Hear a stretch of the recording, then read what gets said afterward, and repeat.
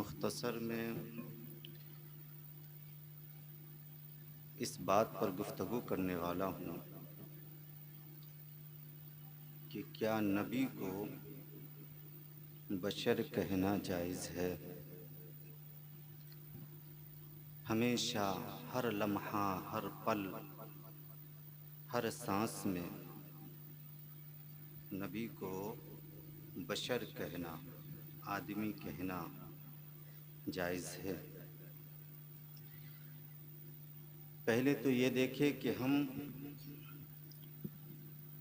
उस नबी के चाहने वाले हैं जिनका चेहरा देखकर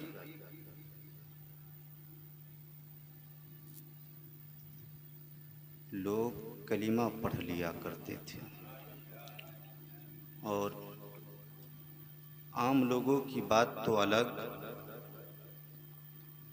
यहूदियों के बड़े बड़े आलिम रसूल आज़म का चेहरा देखने के बाद कलमा पढ़ लिया करते थे। आप देखिए, पैगंबर इस्लाम मक्का शरीफ से हिजरत करके मदीना शरीफ तशरीफ़ ले गए। वहाँ सब लोग आपकी ज़ियारत को आए। यहूदियों का एक बड़ा आलिम भी था,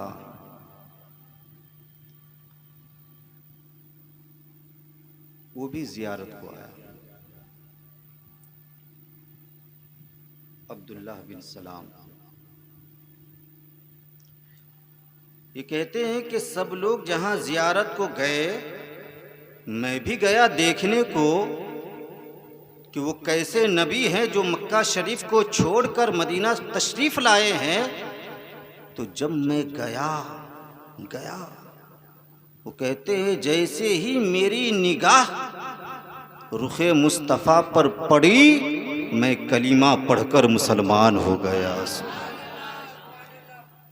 क्योंकि देखते ही मेरे दिल ने मुझसे कहा कि जिसका चेहरा इतना खूबसूरत हो, जिसका चेहरा इतना अच्छा हो, वो शख्स झूठा हो ही नहीं सकता। सुभान।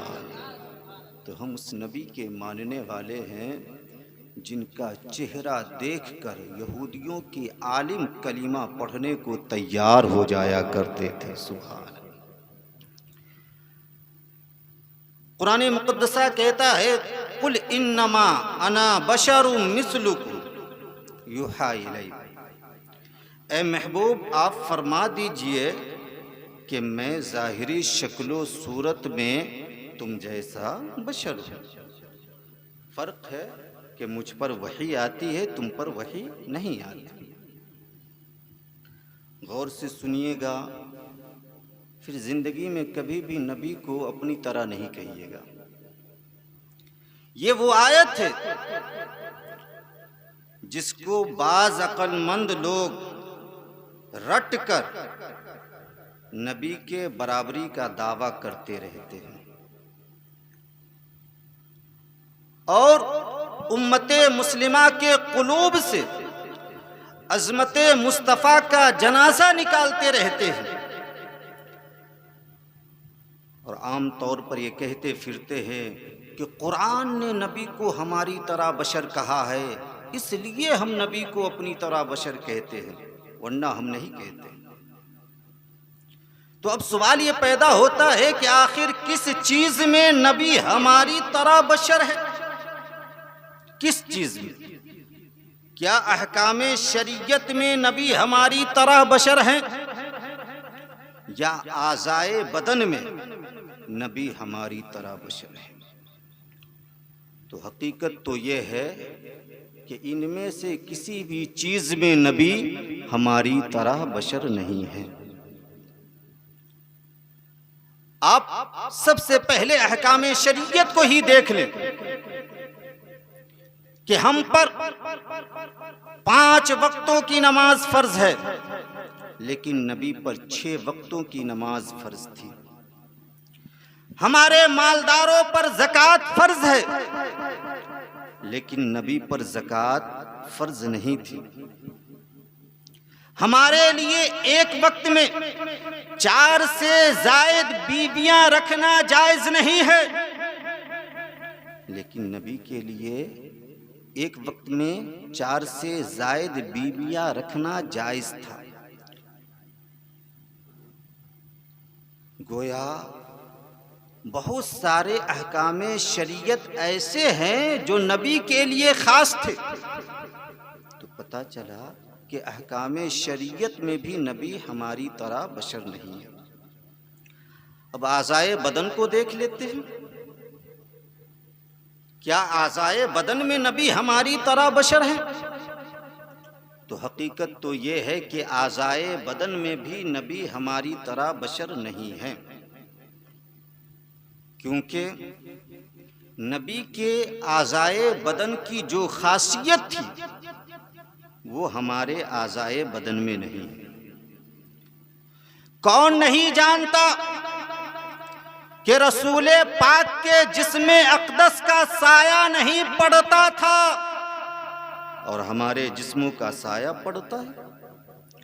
कौन नहीं जानता कि रसूले पाक के जिस्मे पाक पर कभी मक्खी नहीं बैठा करती थी और हमारे जिस्मों पर मक्खियों की बारात बैठा करती है। कौन नहीं जानता कि रसूले पाक के लुआबे दहन में बरकत ही बरकत थी और हमारे लुआबे दहन में नफरत ही नफरत है। कौन नहीं जानता कि रसूले पाक के जिस्मे अक़दस से मुश्को अंबर से भी बेहतरीन खुशबू निकला करती थी और हमारे जिस्मों से बदबू ही बदबू निकला करती है।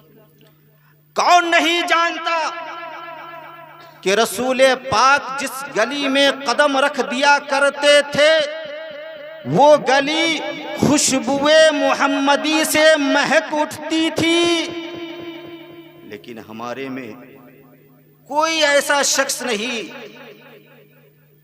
जिसके कदम रखने से गली मुअत्तर हो जाया करती हो। तो पता चला कि आज़ाए बदन में भी नबी हमारी तरह बशर नहीं है। तो आखिर किस चीज में नबी हमारी तरह बशर हैं? आइए हदीस मुक़द्दसा की बारगाह में चलकर अर्ज करते हैं। ए हदीस मुक़द्दसा, कुरान तो कहता है कि नबी हमारी तरह बशर है। क्या वाकई नबी हमारी तरह बशर है?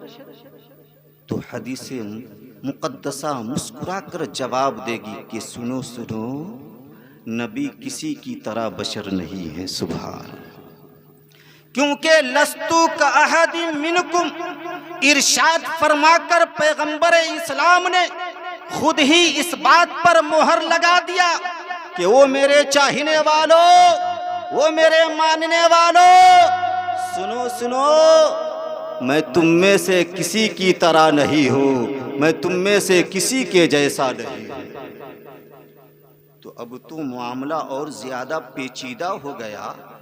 एक तरफ कुरान कहता है नबी हमारी तरह बशर है, दूसरी तरफ हदीस कहती है नबी किसी की तरह बशर नहीं। अब माने तो किसको माने?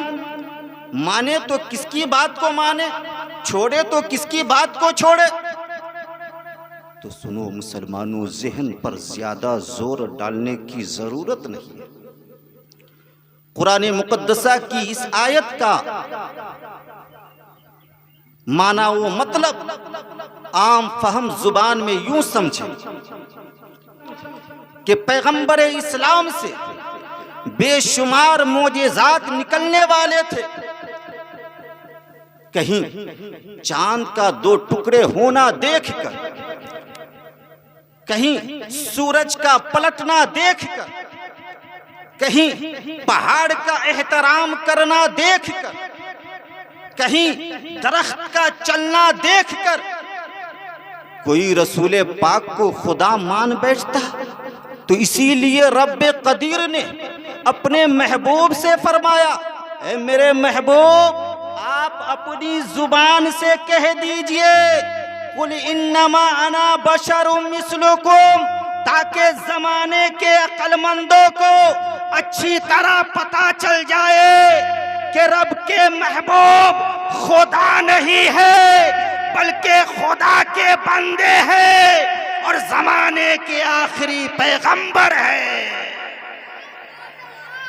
जमाने के आखिरी पैगंबर है। अगर यहाँ से भी दिल को सुकून नहीं मिलता हो तो देख लीजिए और आगे, जिस कुरान ने नबी को हमारी तरह बशर कहा है, वही कुरान नबी की बीवियों की शान के मुताल्लिक यूं फरमाता है, या निसा अन्नबी लस्तुन्ना का अहद मिनन निसा, यानी ऐ नबी की बीवियों, तुम जमाने की किसी औरत की तरह नहीं हो।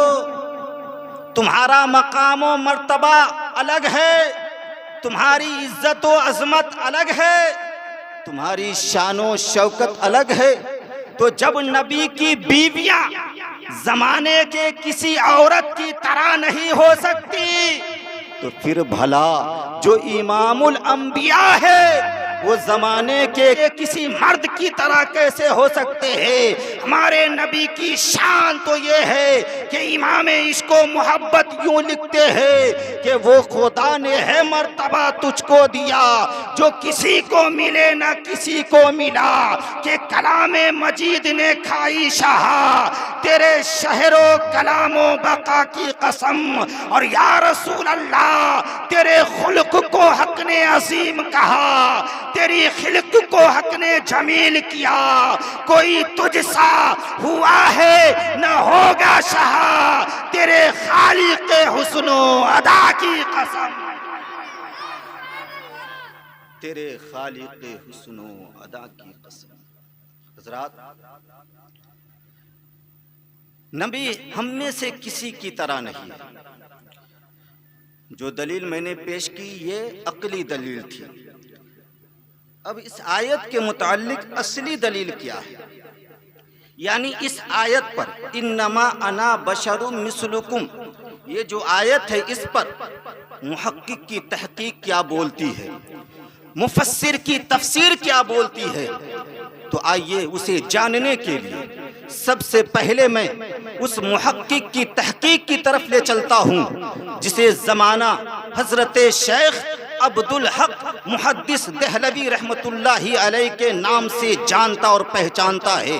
वो अपनी मशहूर ज़माना किताब मुदारिजुन नबुव्वह जिल्दे अव्वल बाबे सोम फसल इज़ालाए शुबहात में तहरीर फरमाते हैं कि ये आयत इन्नमा अना बशरुम मिस्लुकुम, हकीकत में ये आयत मुतशाबिहात है, यानी इसका हकीकी माना अल्लाह और उसके रसूल के अलावा कोई नहीं जानता है। सुभान।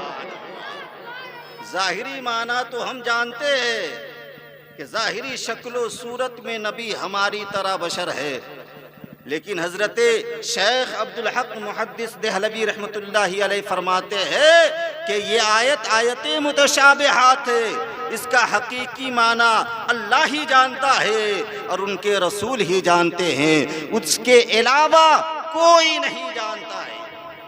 अब आइए मैं आपको उस मुफस्सिर की तफसीर की तरफ ले चलता हूँ जिसे ज़माना हज़रत इमाम फ़खरुद्दीन राज़ी रहमतुल्लाही अलैह के नाम से जानता और पहचानता है।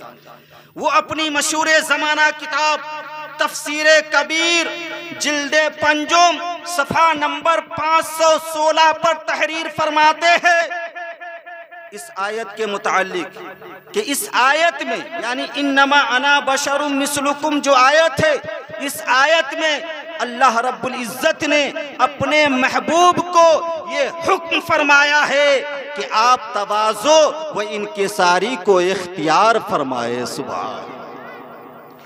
यानी ए महबूब, जब आप अपनी उम्मत की आवाम से गुफ्तगू फरमाए तो कभी कभी तवाज़ो के तौर पर आप ये भी फरमा दिया करें कि लोगों सुनो, मैं ज़ाहिरी शक्लो सूरत में तुम जैसा ही एक बशर हूँ, तुम्हारे जैसा ही एक आदमी हूँ, एक इंसान हूँ। दुनिया का हर पढ़ा लिखा इंसान इस बात को अच्छी तरह जानता है कि जो अल्फाज तवाज़ो के तौर पर बोले जाते हैं उनके ज़ाहिरी माना मुराद नहीं लिए जाते। यही वजह है कि हमारे पीरो मुर्शिद, हमारे असातिज़ा बसा औकात ये कहते रहते हैं कि मैं हकीर हूँ, मैं फ़कीर हूँ। अपने आप को हकीर कहते रहते हैं, फ़कीर कहते रहते हैं। कभी कभी मुल्क के वज़ीर आज़म अपने आप को जनता का खादिम कहते रहते हैं। तो क्या है किसी मुरीद में ये मजाल कि वो अपने मुर्शिद को हकीर कहे? क्या है किसी शागिर्द में ये मजाल कि वो अपने उस्ताद को फकीर कहे? क्या है किसी जनता में ये मजाल कि वो अपने मुल्क के वजीर आज़म को अपना खादिम कहे? आप कहेंगे कोई नहीं कहता। क्यों? इसलिए कि सब जानता है कि ये अल्फाज तवाज़ो के तौर पर बोले गए हैं, लिहाजा इसका ज़ाहिरी माना मुराद लेना सही नहीं है।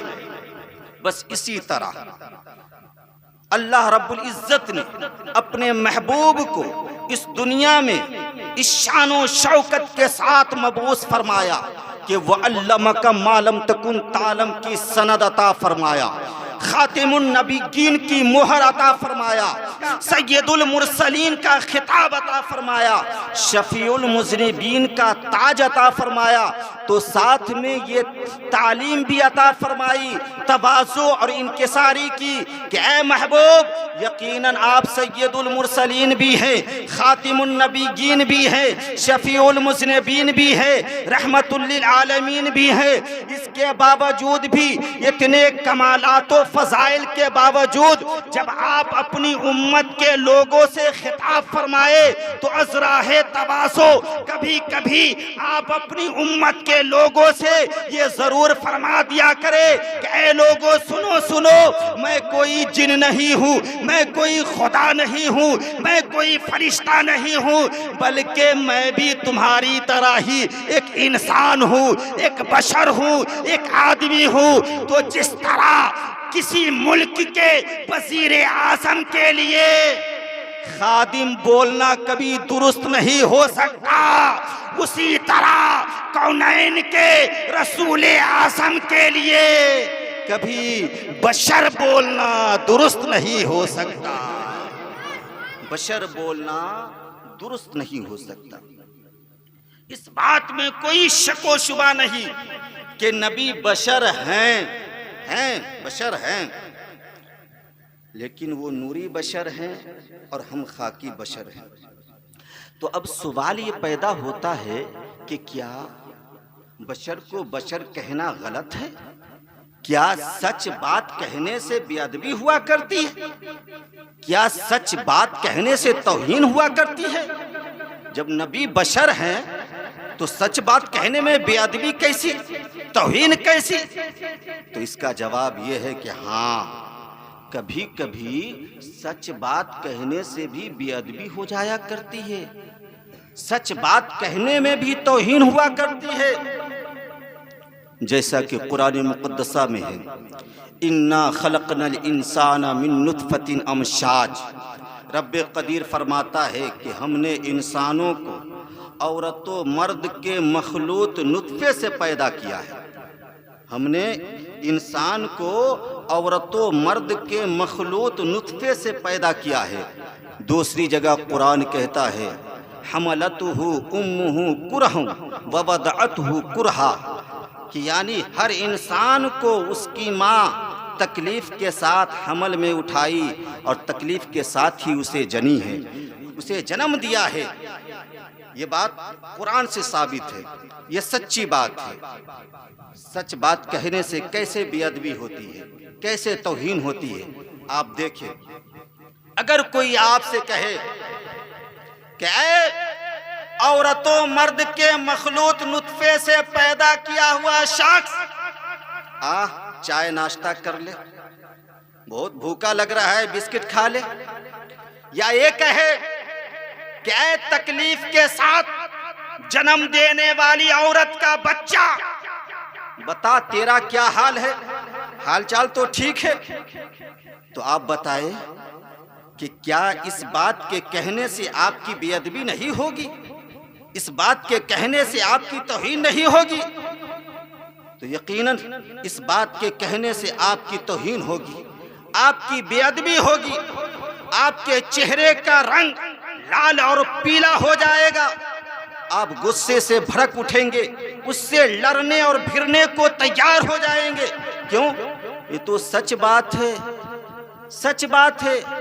तो फिर सच बात के कहने से तौहीन हुई ना, तौहीन हुई।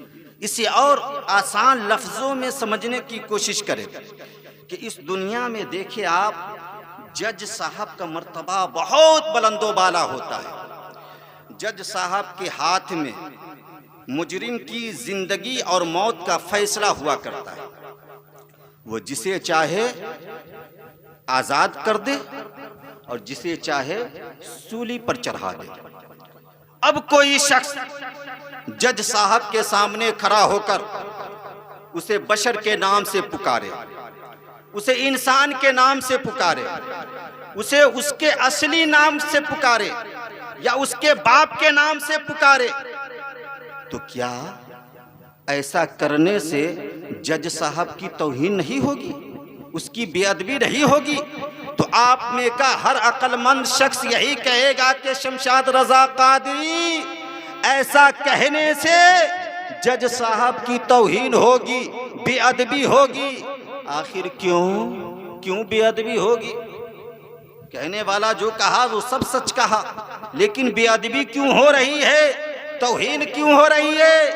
तो इसलिए कि जब तक जज कुर्सी अदालत पर बैठा है, उसे जज के लक़ब से ही पुकारा जाएगा, उसे उसके असली नाम से नहीं पुकारा जाएगा, उसके बाप के नाम से नहीं पुकारा जाएगा, उसे किसी और दूसरे नाम के साथ नहीं पुकारा जाएगा। जो जज के अलावा किसी दूसरे नाम से उसे पुकारेगा वो मुजरिम होगा और फिर उस पर तौहीने अदालत का मुकदमा चलाया जाएगा, तौहीने अदालत का मुकदमा चलाया जाएगा।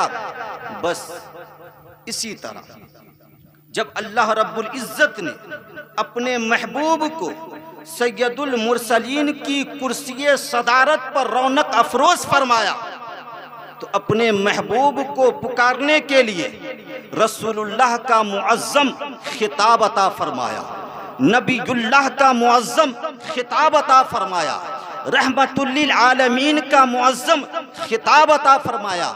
अब कोई शख्स इन मुअज़्ज़ज़ अलक़ाबों को छोड़कर हर गली, हर चौराहे पर, हर बस्ती, हर शहर में नबी अकरम को सिर्फ बशर कह के पुकारे, सिर्फ आदमी कह के पुकारे, तो यकीनन ऐसा कहने से नबी आज़म की शान में तौहीन होगी, नबी अकरम की शान में बेअदबी होगी। तो जिस तरह जज को किसी दूसरे नाम से पुकारने वाला मुजरिम होता है, सजा का हकदार बनता है, इसी तरह रसूल अकरम को भी हमेशा बशर के नाम से पुकारने वाला मुजरिम है, ये भी सजा का हकदार, ये भी सजा का हकदार है। इसलिए अपने नबी को हमेशा बशर के नाम से मत पुकारिए। रब्बे कदीर ने अपने महबूब को पुकारने के लिए बड़े अच्छे अच्छे लक़ब अता फरमाए हैं। अलक़ाब से पुकारिए, इसमें नबी की शान में बेअदबी नहीं होगी। अगर बार बार हमेशा हर लम्हा हर पल नबी को बशर के नाम से पुकारेंगे, आदमी कह के पुकारेंगे, बड़ा भाई कह के पुकारेंगे, तो यकीनन इससे नबी की शान में बेअदबी और गुस्ताखी होगी। लिहाजा आप इन बातों से बचने की कोशिश करें। आखिरी बात कि हर सांस में नबी को बशर कहना ये किसकी बोली है, किसकी बोली है? क्या ये ईमान वालों की बोली है या ये बेईमानों की बोली है?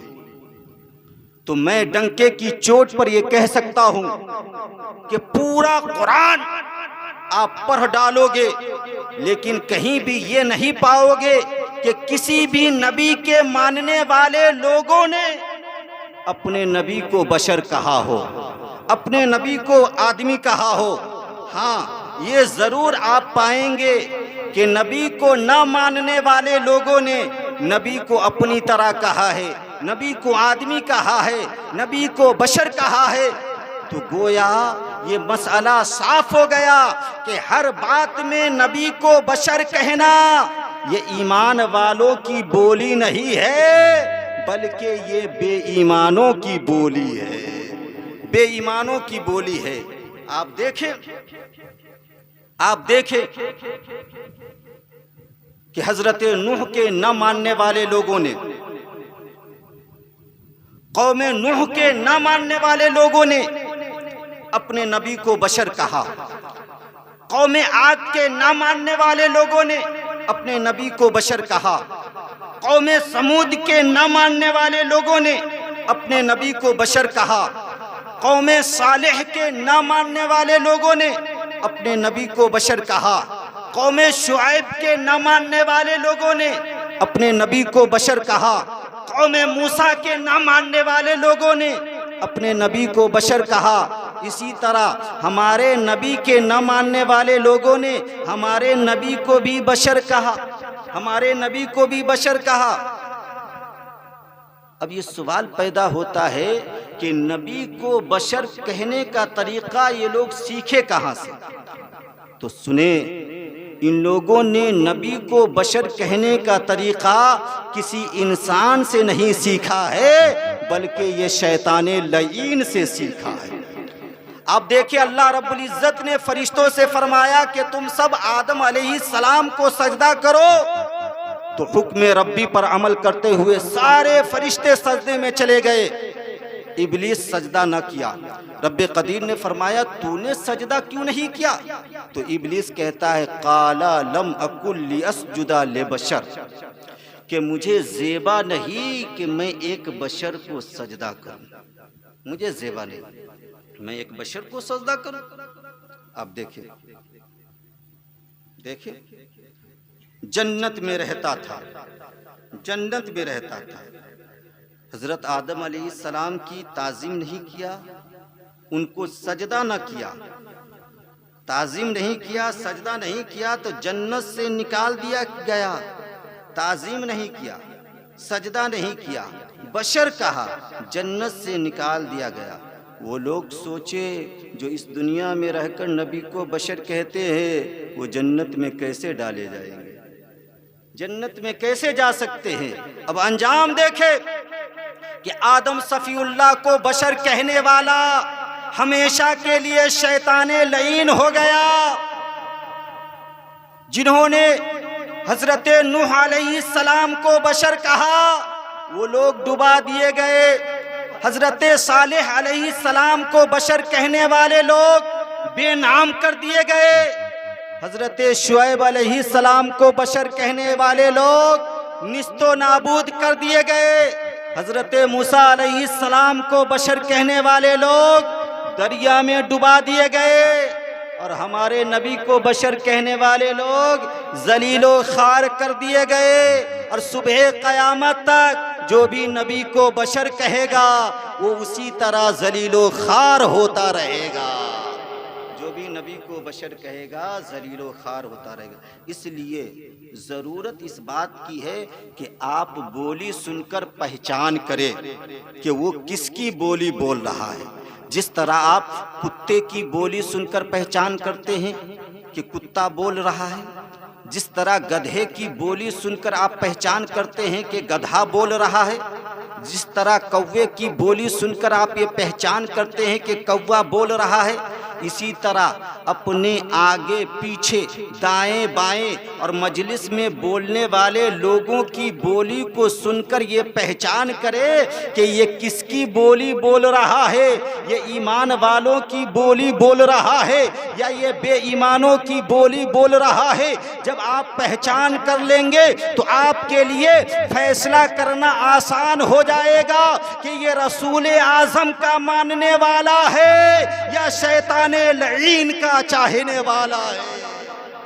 गैज़ में जल जाए, गैज़ में जल जाए बेदीनों के दिल, या रसूल अल्लाह की कसरत कीजिए और शिर्क ठहरे जिसमें ताज़ीमे हबीब, उस बुरे मजहब पर लानत कीजिए, उस बुरे मजहब पर लानत कीजिए। अक्ल होती तो खुदा से न लड़ाई लेते, अक्ल होती तो खुदा से न लड़ाई लेते, ये घटाए उसे मंजूर बढ़ाना तेरा। या रसूल अल्लाह फर्श वाले तेरी शौकत का उलू क्या जाने, अरे खुसरवा अर्श पे उड़ता है फरेरा तेरा, खुसरवा अर्श पे उड़ता है फरेरा तेरा।